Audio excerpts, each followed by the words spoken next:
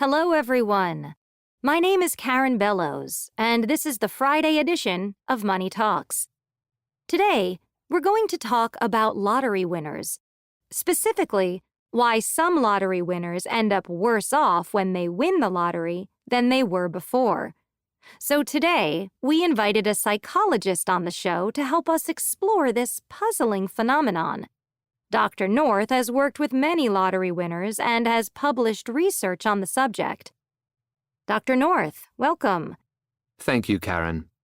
I think so many people are fascinated by this subject because most of us have fantasized about winning the lottery ourselves. But the truth is that a person is more likely to be struck by lightning than win the lottery.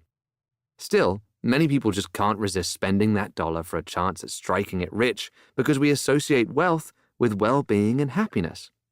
Absolutely. So, Dr. North, here's my first question. We hear so many stories of lottery winners ending up miserable or broke. Is that true? Sadly, very often it is.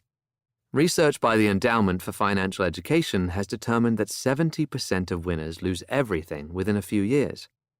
I know that's a shocking statistic, but I have seen many examples of it in my own practice. What goes wrong? Any number of things. People tell me they no longer know who to trust. They think that greed poisons even close friends and family, and winners often end up feeling isolated and suspicious of everyone. Many end up divorced, and some winners just don't know how to manage money and spend it carelessly, very quickly ending up with nothing. Interesting. That is sad. So here's another question. Do your experiences with winners and your own research lead you to believe that having a lot of money doesn't necessarily equal happiness? To answer your question, let me refer to some research from 1978 that I think is still relevant today.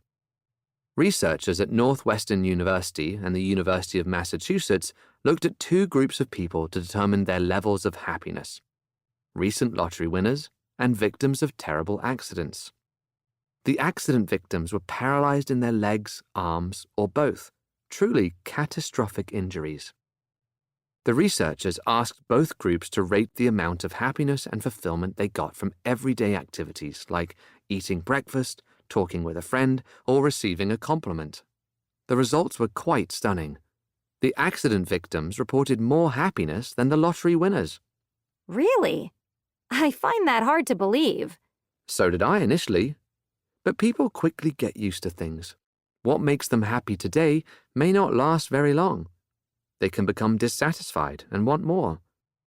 The thrill of winning for the lottery winners didn't last, and in fact, even previously pleasurable activities or experiences didn't have the same impact as before because their expectations of happiness had become higher.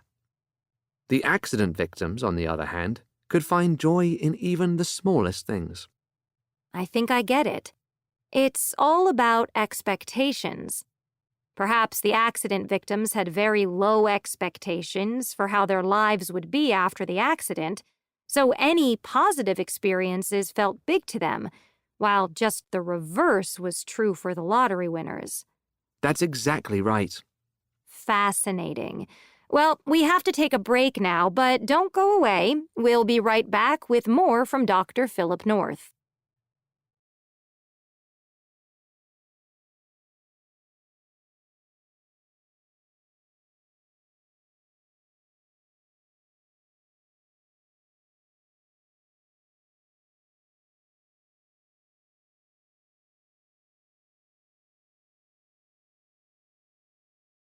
Hello, everyone.